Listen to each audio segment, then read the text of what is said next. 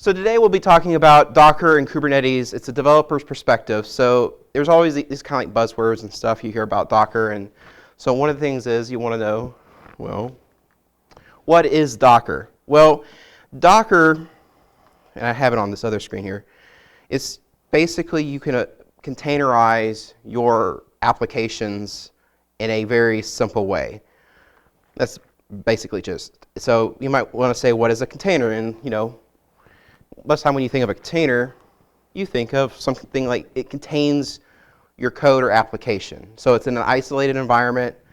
It's a little bit more lighter weight than something as a VM, for instance. So a virtual machine is actually a virtual instance of the machine and includes the entire stack. Whereas Docker is just a container that shares the same operating system. And so it's a way to containerize your application. So you can run multiple applications on your host operating system that share the same host operating system with Docker around it. And so they're going to share the same kernel, for instance.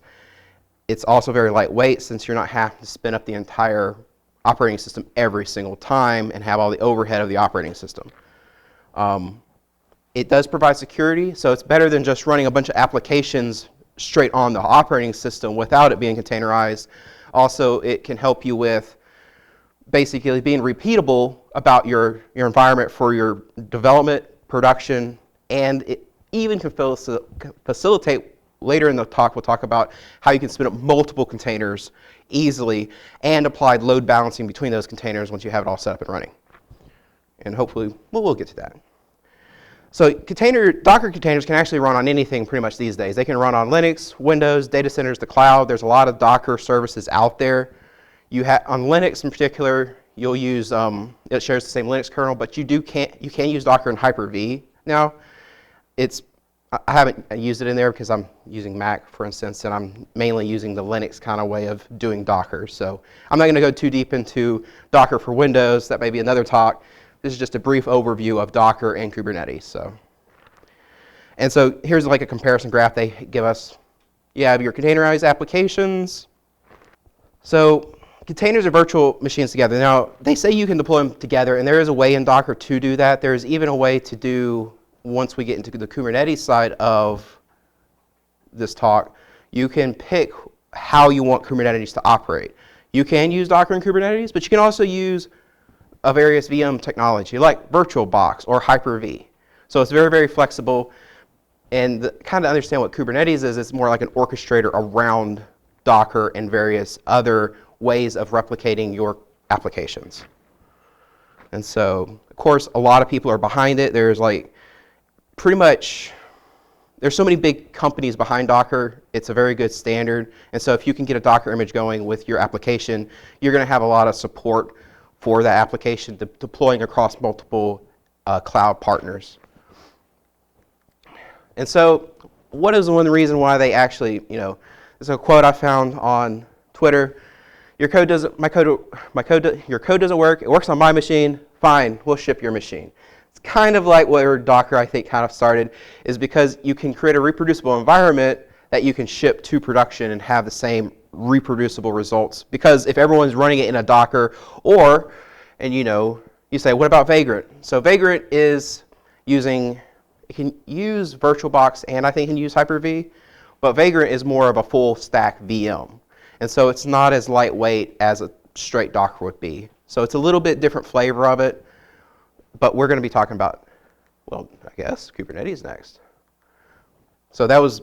But before we get to Kubernetes, I want to kind of give you all a demonstration about exactly how would you build a Docker image. And so I'm going to just jump into the code here, because that's always a good place to jump into. Would y'all agree? So one of the things you can do, you first need to have Docker installed. And so one of the things I do have is Docker is running, hopefully. I didn't check this earlier. And so for Mac and I think for Windows, they actually offer something called a Docker desktop, which gives you an idea if any containers are running in your Docker. And so there's no containers actually running. So what I'm going to do today is I'm going to make a node Docker, because that's probably the simplest way to get a server up and running. And I have a few code snippets for this. So we'll call it node server. Well, I got to make it first, right? Node dash server. So we're going to go into there.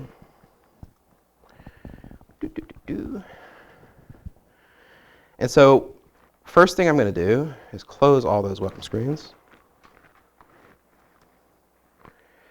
And we are going to, I have some few snippets here that we can just do. So this here, we're just going to call it server.js. So all this is going to be doing is going to do an HTTP require. If anybody's familiar with Node development before, will kind of understand what require HTTP. It's going to require that package for Node.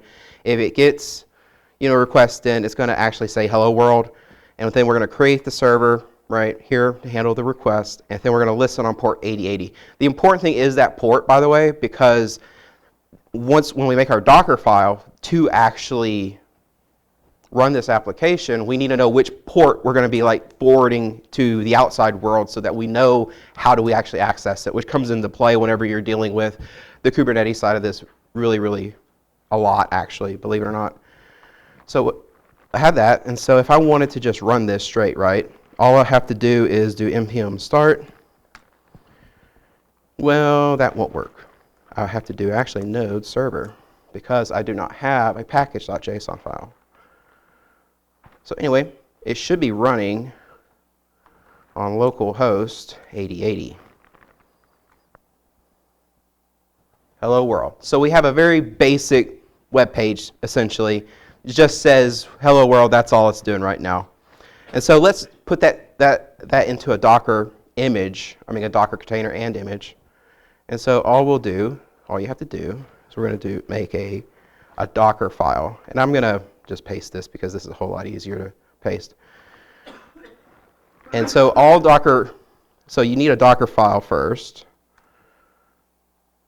And so what it's going to use actually a Docker image that's already out in the Docker Hub repo, and it's going to use Node Slim. I'm using the Slim version because I'm trying to keep this in a lightweight version because it doesn't need all the additional stuff that comes with, I believe it's using a Debian version of Linux to run this container.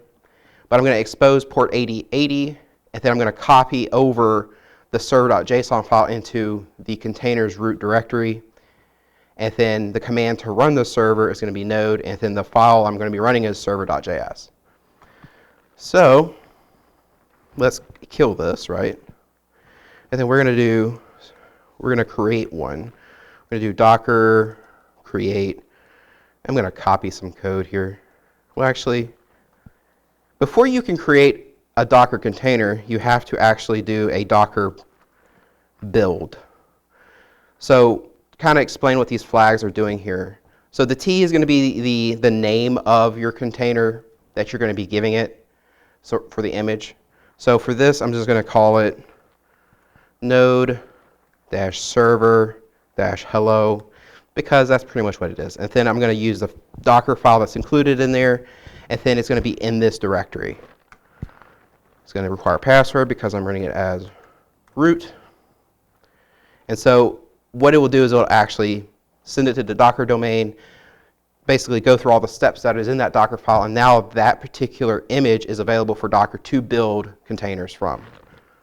So we'll do sudo docker images, and I'm going to just do this so y'all can see it.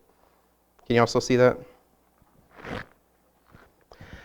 So you'll see that my latest, basically, server here has been, well, it's right there.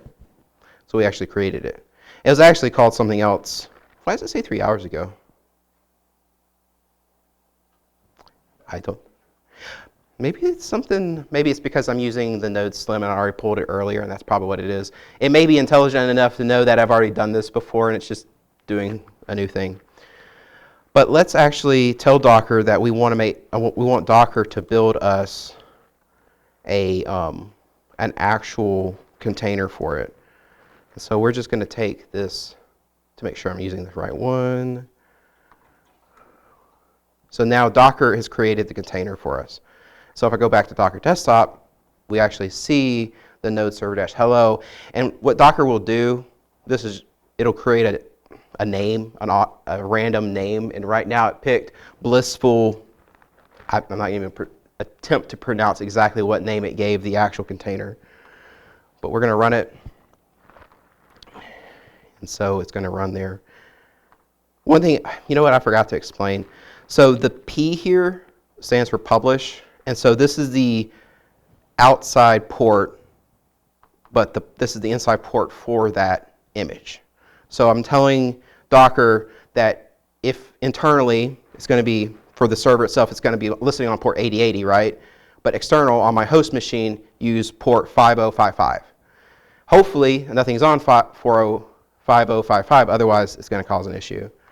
T is going to attach a TTY to that container, and I actually makes it so that even if it keeps it basically open, so it's not going to close it if it doesn't get a response.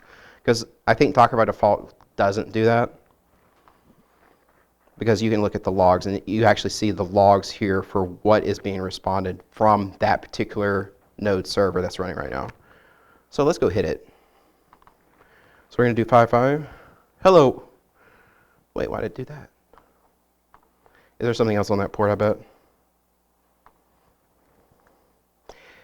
That shouldn't have done that.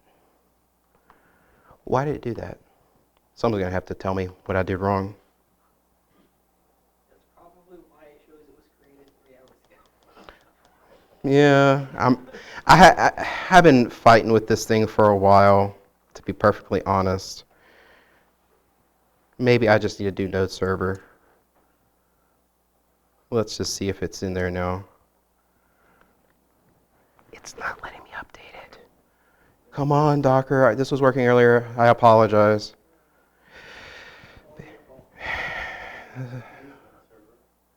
It is, but if you look at, say, it's 3 hours ago, I'm not really sure why it's not letting me do that and why it's being a pain in the rear. I changed it to node server. There was no node server there earlier. Maybe if I just do remove the image. It's literally the same image ID. That is true. Let's see.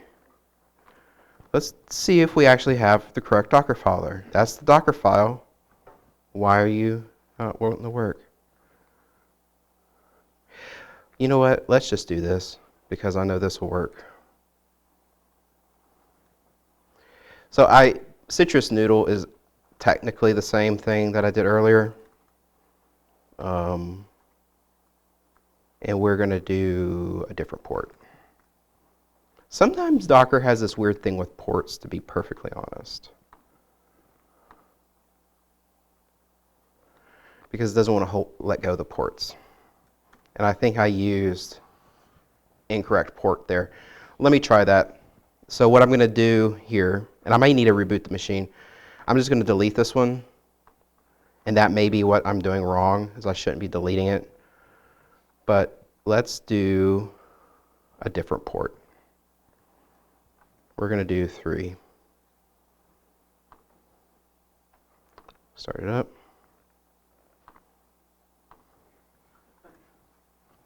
All right, so basically what it sounds like is I have a feeling that Docker isn't actually killing all my freaking containers that are running, that are out there. So I apologize for that. There's probably a better way of doing it. I'm probably not killing my running Docker instances. And so they're just sitting out there causing mayhem, I have a feeling. So let's continue. So that's basically how you would create a Docker image. Just you put it together, then you have to create the container, make sure that that port is actually not being used by something else, because if it is, it's not going to really tell you that there's something on that port already. And I believe that is the current issue. So do y'all have any questions kind of pertaining to this before I kind of dive into maybe a little more advanced Docker setup? How do you change the port? Can you change the external port like you have it on 5052?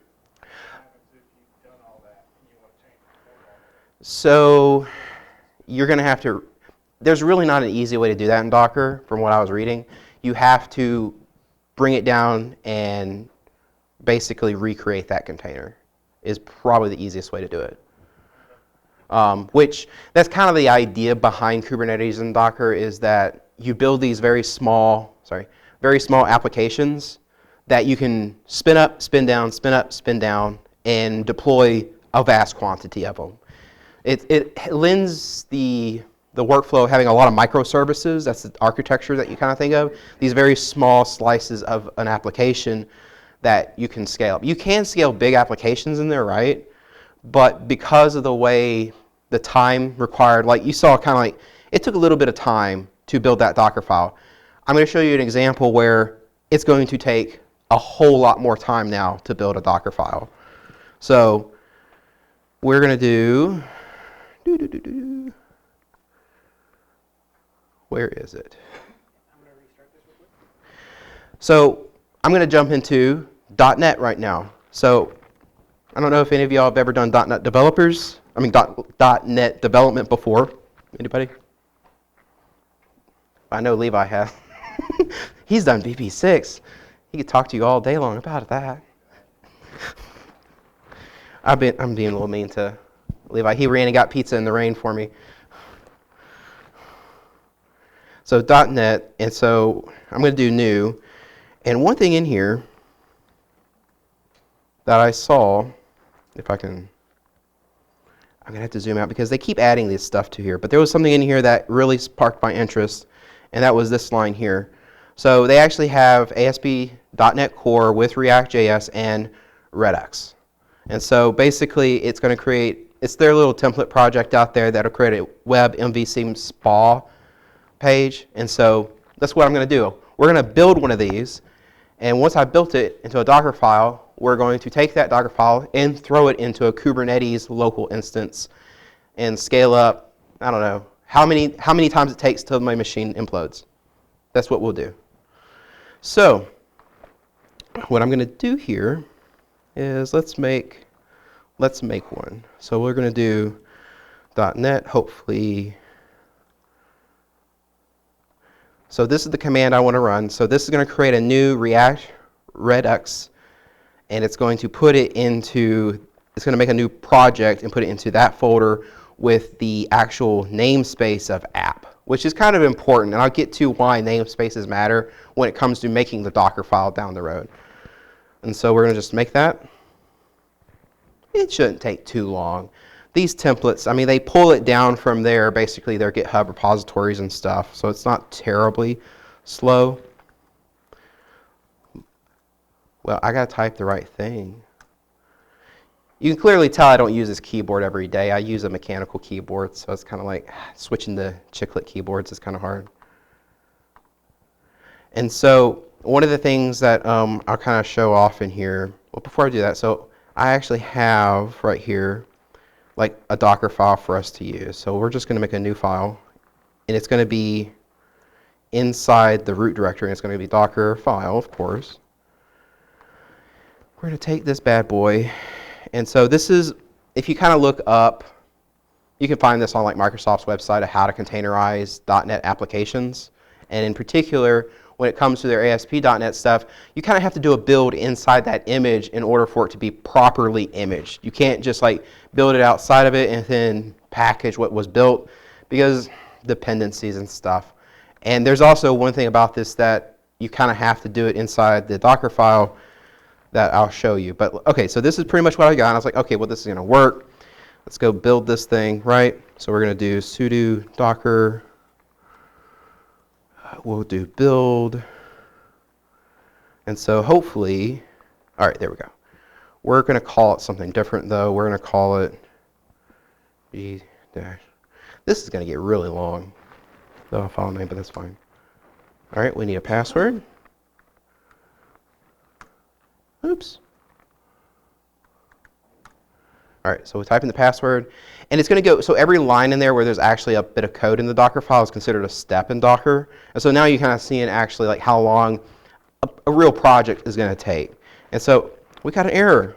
Oh, shoot. So I purposely left this bug in there. Turns out the image in question, so this image from Microsoft, the .NET Core SDK for 3.1, doesn't include Node. It's a Debian image, so it's basically Debian Linux. It's a Linux container image, but it doesn't include node in there. And I was like, ah, shoot, how am I going to do that? And I was thinking, well, maybe I could do another from. Turns out every time you have a from inside of a Docker file, it actually switches which image and container you are in. So you don't have that environment available to you anymore, essentially. So you just got to be careful of that. I mean, so I was like looking around, I was like, how did I fix this? And so you know what I did? I decided to do some research. I decided to go out there. Oops, spoiler. And I was like, well, let's see here. I was like looking around. I was like, let me go to the node. Let me go to the node image. Okay, let's see here. Here's node. Let's see what's in here.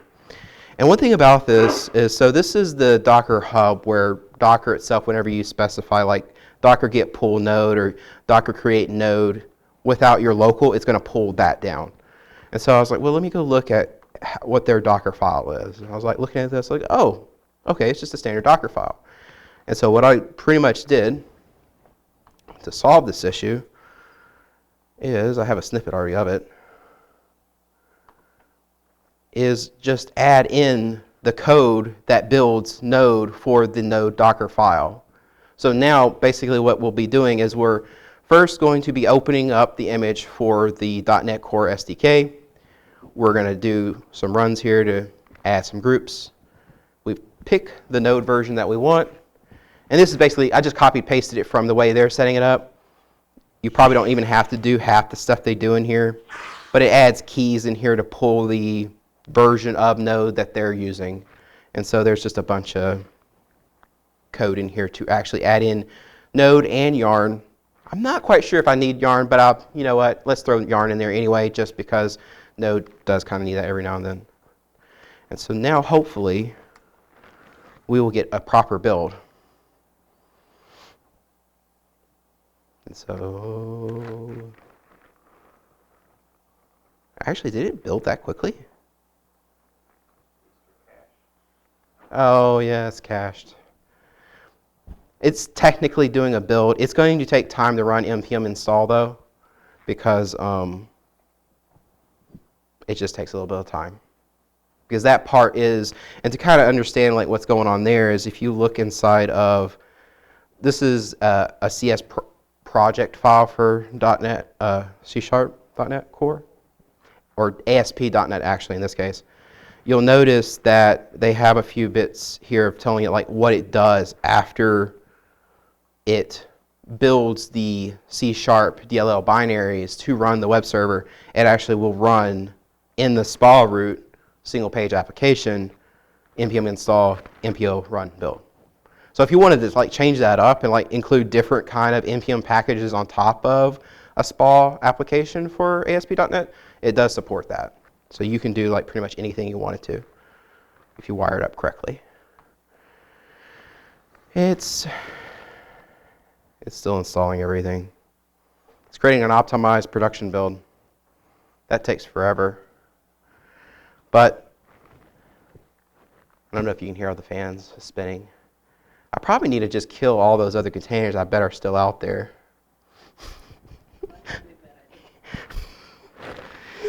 I don't know how to kill them though. I'm afraid to kill it because then the presentation will probably not work anymore.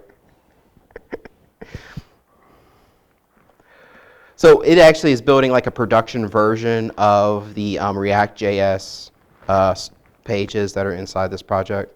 And so once we get it up and running, I'll kind of show you what it looks like. I could probably, let me do this. Yeah, let's get this in an actual package and then we'll run it. Let's see what's running actually. All right. Well, you know what it actually is? It's because I'm recording the meeting. That's on me. That's why we need a stream box. So let's do sudo docker. Isn't that what we called it? Does that sound right? And so we're going to put this on a different port completely because I'm probably running out of ports as it is.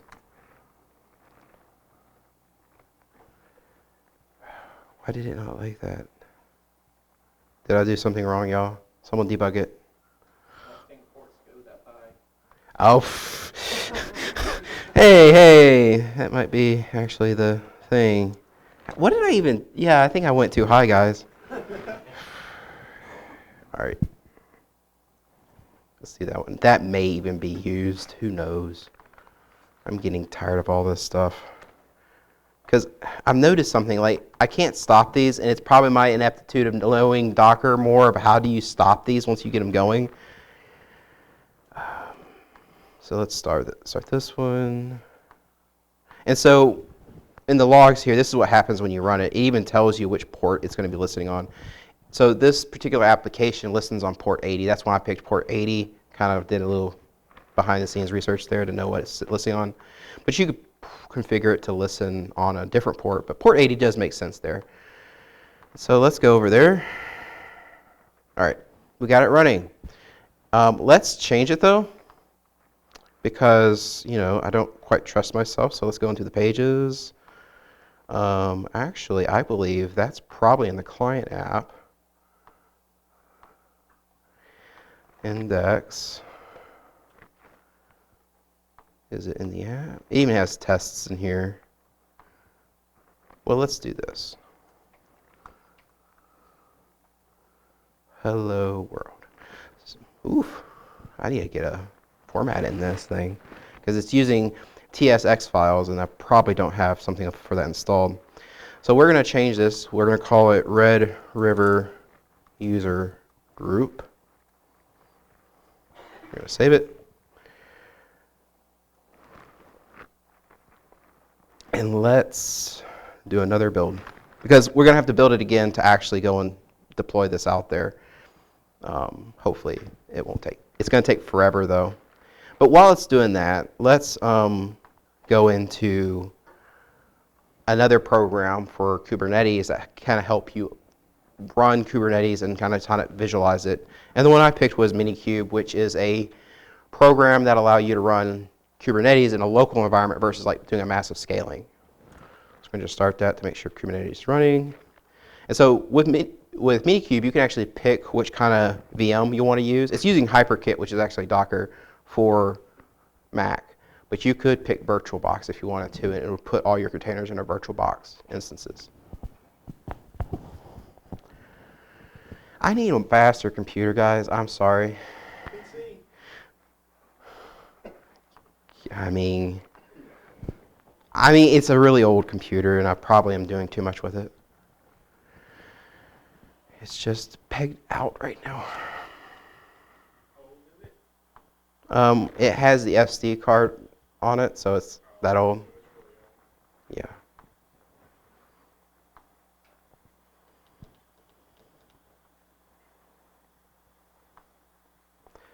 Yep. I mean, it's using all the CPU. Well, Kubernetes. Yeah. So see, HyperKit is using all the CPU because that's what is building basically all the various parts of it. Actually, it's got to optimize the production build right now, so that's good. Encoding overloaded. Our recording may be junk, guys. Oh, man. Okay, this one's finished. So it gives you a little warning there, but that's fine. Really what I want to do is, before my computer lifts off this podium, I don't know if y'all can hear it down there. Worst case scenario, we just take this recording and send it to the people that play the FBI and any mystery. Oh, you get let them enhance it. Get the reflection off my eyes. And then we've got the recording. Yeah, we got audio. We got clean audio.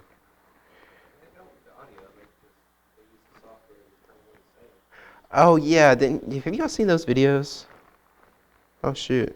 But I mean, as much as they can Oh, enhance okay. these pictures, we'll send it to them for enhancement. We'll figure it out. I'm sure we can get something. Man. I think it's because I'm recording it at the same time. That recording is just pushing it one bit over. Well, you probably got some of those containers running in the background that you still don't know That is true. You've got Wait. that plus the recording, plus you've got 2 browsers open. Oh, and I'm doing Chromecast. And it's a Mac, so. Hey, this is a... I said that earlier, just in a roundabout way, but I mean, I could probably just solve this whole thing. All right. I could just restart Docker, but I don't want to do that. It's spinning down, guys. It is spinning down. All right. So we were able to get a build going for that. So let's go check that out now with a create. Let's see if I can do it this way.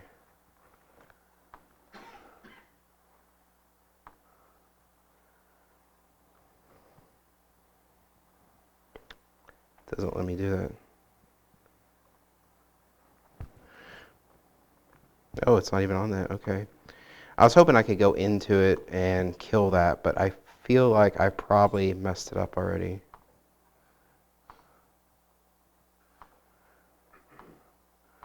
Because I probably have to put this on a different port now because I'm having those issues where I can't kill it. Yeah, I'm going to have to put it on a different port. The thing is I might just need to restart the computer. there's a dumpster out back, you can toss it in there. Hey, I ain't doing that yet. It's not because it's Mac, it's because of a user error. There we go. So I was able to update the image and redeploy it to a different port to indicate that, yeah, we are working on the... I just wanted to prove that there's no like smoke and mirrors here, that you can actually build it and get it deployed. I need to track down why the port's different, and maybe I can do an amendment to this presentation. So one thing I will do, though, is I'm not going to build this and push it. I'll just show you the steps to do the building and pushing. So one of the things with the Minikube, and I'll kind of show off the interface a little bit, is you have basically, this is the overall, this is what you're basically going to get first down. You're going to have discovery and load balancing, and you're going to see itself, Kubernetes, running in here. But there's really nothing in here, right? There's no deployments, there's no jobs, there's no pods, there's nothing really in here kind of like, what is it doing? So one of the things I'm going to do is I'm going to actually do a deployment. And you can do it from an input, from a file, or from a form. I'm going to use a form, and I'll get to this in a second. But before we can actually use Kubernetes properly, you need to start using what's called a Docker registry. And so those would be, so Google has one, and Docker themselves has one. So let's go back to one. So hub.docker.com is actually a Docker registry. So that's where you can basically push your images up to if you haven't authenticated, and you can actually have your own basically list of images. Really? My content. Oh, there's a U in there. Wait, where's my repo? Oh, there. Golly, that was a delay. So I already put one up there. This is .NET-React Redux. And so this is at my repository. So to use this, all you have to do is just pull down this image. One of the things I will say is that you have to add what's called tags to your images. And so the way to do that is you do sudo docker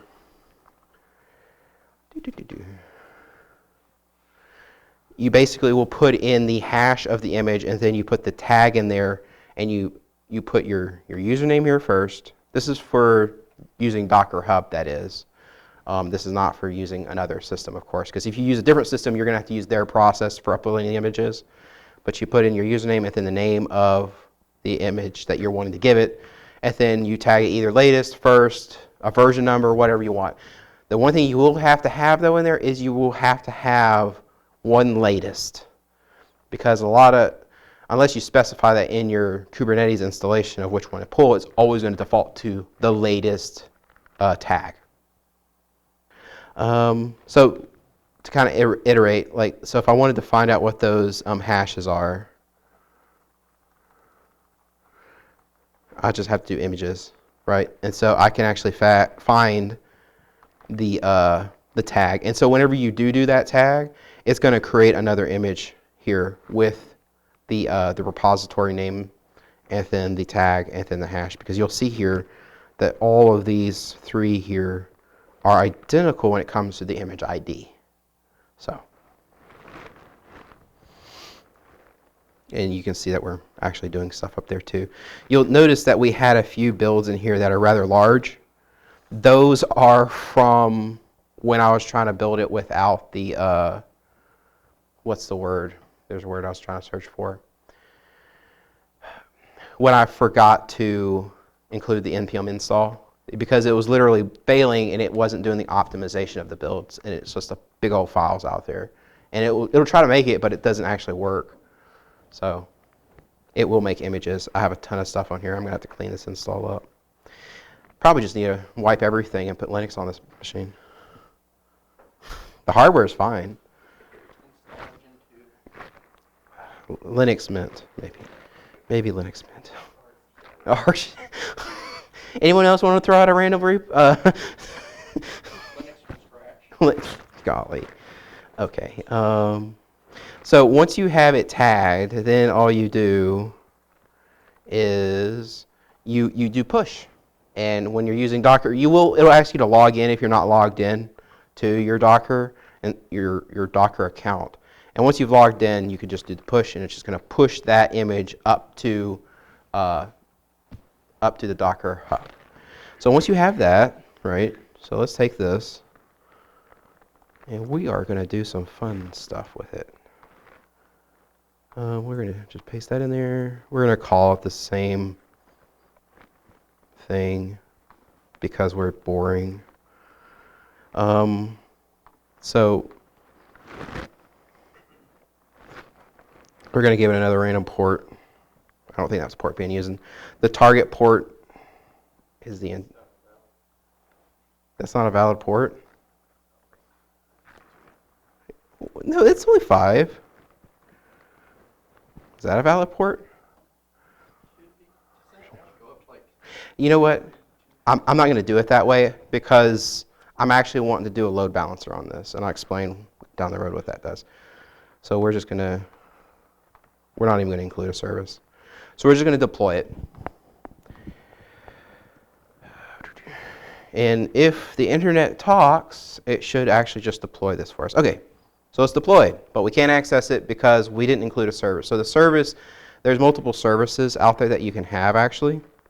And so this service that we have right out there right now is just what's called a cluster IP, which is a type of service. You can research all this if you want to, but there is one out there for a very basic load balancer that I'm going to show off.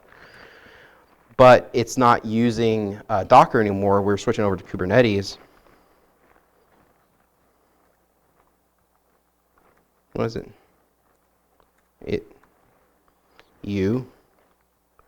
So if I do this, we'll get services. Okay, cool. That's there.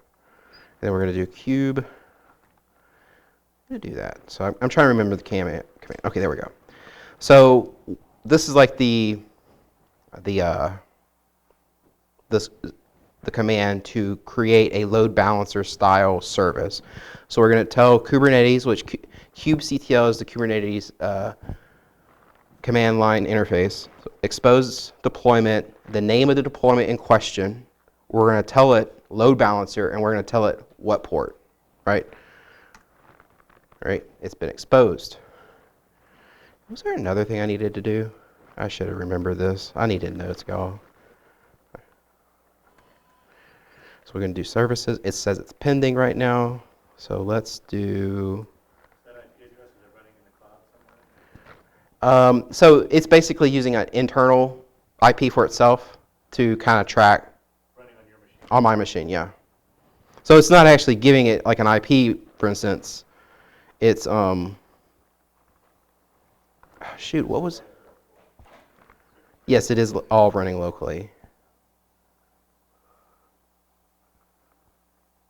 What did I have to do to get this thing to work? Oh golly, I'm sorry, guys. Because it's pending. It doesn't have an IP yet.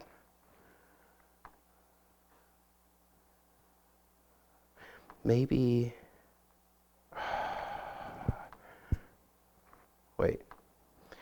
I'm kind of trying to remember.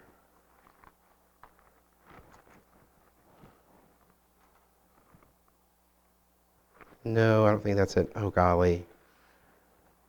How did I do this? I did this earlier, but I can't even remember how. The command's not in there anymore. Did I accidentally remove the command? Because I see where I made the deployment.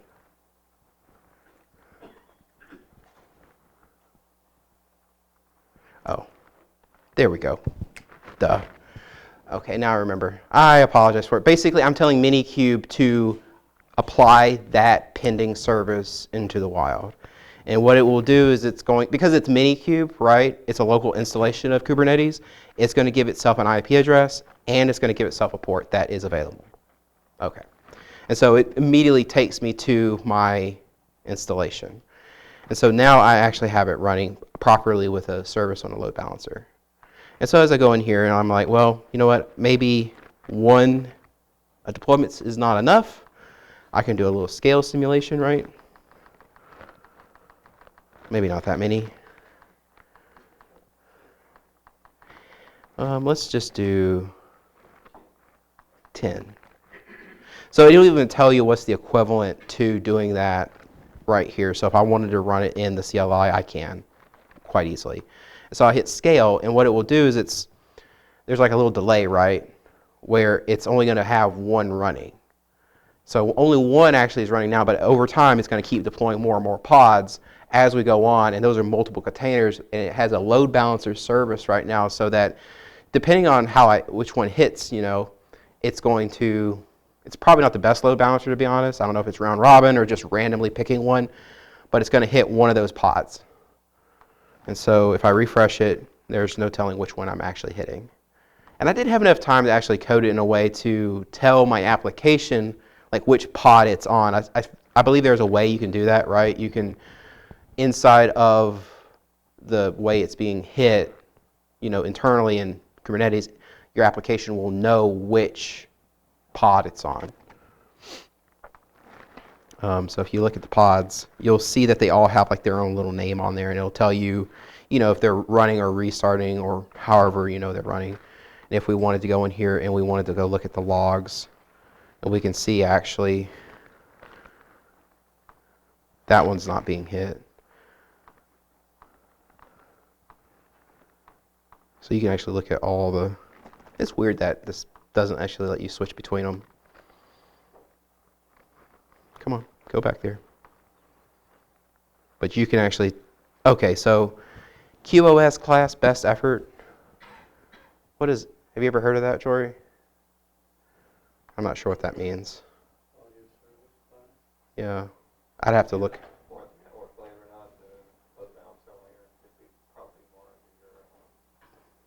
The services. It's just load balancer. Ready. It tells you like which endpoints. It even tells you which hosts they are internally inside the Kubernetes cluster node you have. It's actually, it's just one node. Tells you if it's running in here. These are your pods. And so let's go into, I bet this is the one that's actually, I wish it would, I don't know which one I'm hitting. That's the basic question. But let's say I wanted to go back into deployments and like scale it down for whatever reason. I can just start scaling it down. And so it'll go back down to 1 over time. So it's kind of like, I want 1, but you have 10 out there. Come on, work your way down to 1. It starts killing the pods one by one. And your application still runs. So that's pretty much all I have really at the moment. This might be turned off. There, questions.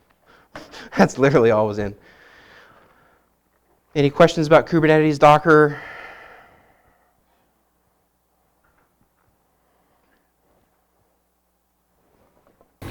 So the idea behind Kubernetes is that you use it as a production deployment? Yeah, so Kubernetes is basically like a way to manage scaling multiple applications and services jobs. There's a lot of stuff it can do, but it basically kind of tries to keep your entire production environment in one big, like the traditional Kubernetes deployment is going to have, like they have actually a pretty good, I saw it, maybe it's in here. There's a pretty good diagram, kind of like you have a cluster with multiple nodes on it, and you can actually deploy your multiple versions of your application on one cluster or multiple cluster nodes. Sorry, because this probably tells you a little more about it. So you'll have your master actually in a true production Kubernetes environment where the master is controlling all these various nodes, and you have your node processes. And so a node is either like a VM, right, or a physical computer. So let's say you needed to have, like, for instance, let's say you wanted to have Mac running Mac-specific Docker images. You can have that set up. Or you could have Linux boxes, and could be various versions of Linux for whatever reason, right? Or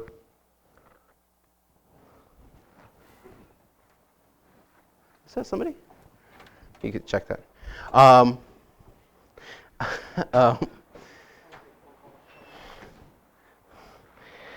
So basically, it facilitates the role of an orchestrator or something to keep everything in check and keep it going to the right places. But at the same time, it's just like an orchestrator. And it can serve a lot of different functions. And it has an API that can talk to the parts of the system as well. My other question is, can you put Mac OS builds, I guess, on Docker? Can you create Mac OS images? So I don't know exactly about that because technically speaking, Docker, you could probably do it through VirtualBox, but not through technically Docker. So Docker, I think at the moment only supports Windows Hyper-V and Linux primarily. I think they do other things too, but most people use the Linux like stuff. And the Windows stuff is kind of newer anyway, but it is out there. I haven't used it, but I do know they're starting to have support for that. And then it does, some people use Docker for their own cloud environment, like their version of a cloud environment with, it's like on top of Linux, but it has their specific packages. Like I know Amazon probably does something like that, where they have their own Docker images, and I know Google does too, for their specific cloud products and applications. AWS has their Elastic Container Yeah. thing. I know Circle CI, which is what we use for our mobile builds, it uses Docker for the Linux stuff.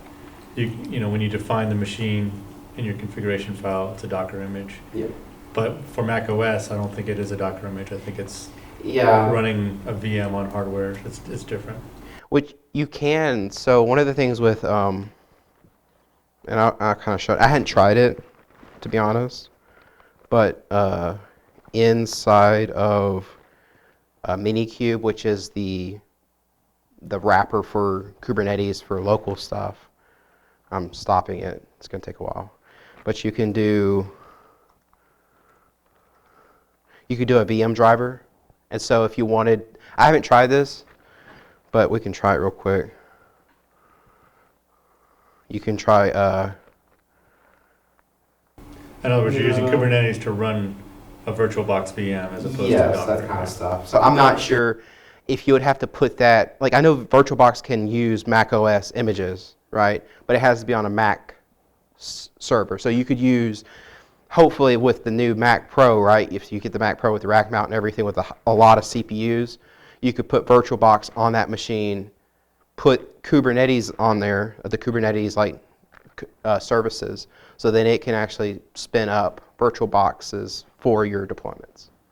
And it helps orchestrate that. And of course, you just probably, depending on the flavor of Kubernetes you're running, because there's like a lot of different Kubernetes like out there, to be honest. So if you go up to Kubernetes, so Kubernetes is like a service, but then you have other stuff on top of it that acts as the interface.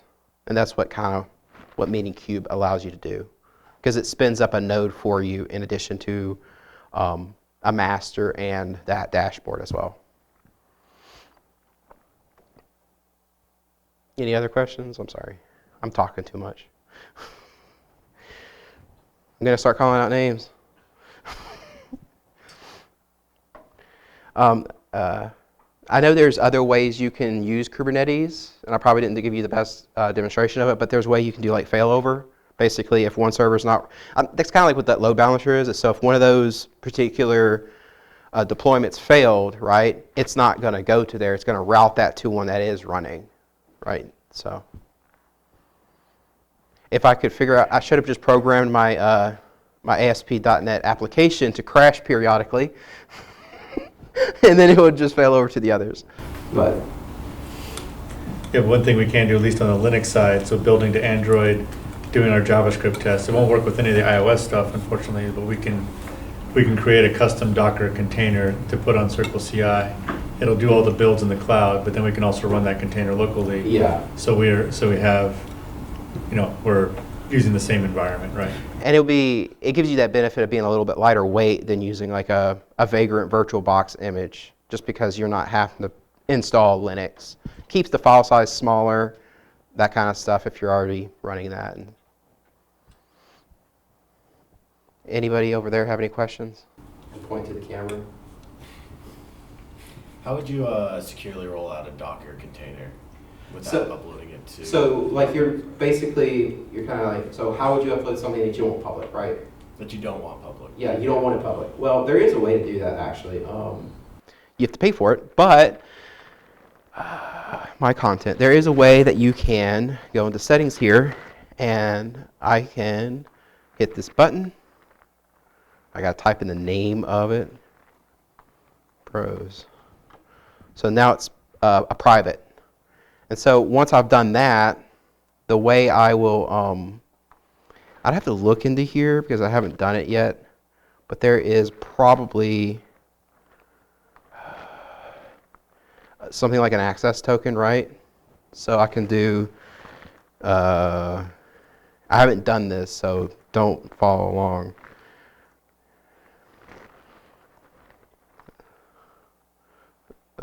Close. I think I don't know if this is actually the way you're supposed to do it. But let's say if I want to do a new deployment, you have the option to, you can actually add secrets, right? You can actually add a little bit of security. You can add some secrets and some IDs in there so that you can only pull it if you have the key, right? That's generated from a token. So there is that option, but if you want like more than one, right, one repo, you're gonna have to go over here and you're gonna have to say, let's see here if it'll actually show me mine. Like if I want to create another one and I say I want it private, it says get more. And so I'm gonna have to go in here and I'm gonna have to upgrade the plan, and it's gonna ask you how many I want. And this is their costs, like a repo has a lot of stuff in it. But if like you're only needing one build for your application, that's fine. But if you're wanting to have more than that, you're gonna have to pay for it. I think there's probably a way, and that might be another talk, is like how to build your own Docker repo. Like rolling it into on-premise, right? If you really don't want it going over anything, have it on a local installation. But I think that's kind of like outside of the time we have. And I didn't really want to go too deep into that. But yeah, there is those options, right? So it does support that kind of stuff. I mean, I think you can even have the same thing with Vagrant. If you ever used Vagrant before, you can have your own Vagrant files hosted in like a repository style thing. Yeah, Vagrant images.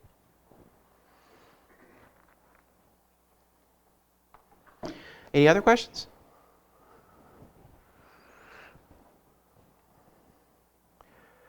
Well, I guess we'll end the presentation.